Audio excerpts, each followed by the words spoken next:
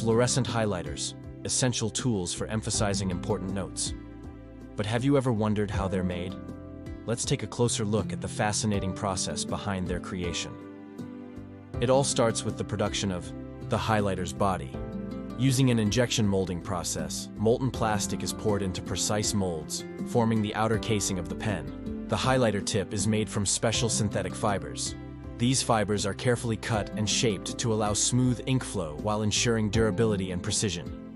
Fluorescent ink is a unique blend of specially formulated pigments and solvents. These pigments react to UV light, giving highlighters their signature glow. Once the tip is ready and the ink is formulated, the assembly begins. The ink is absorbed into a fiber reservoir and inserted into the pen body. The nib is then secured in place, ensuring a consistent ink flow. Every highlighter undergoes rigorous quality testing.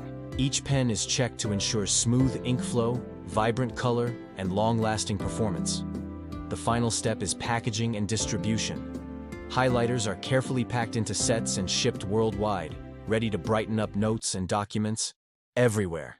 Thanks to this meticulous process, we get the bright, reliable highlighters we use every day.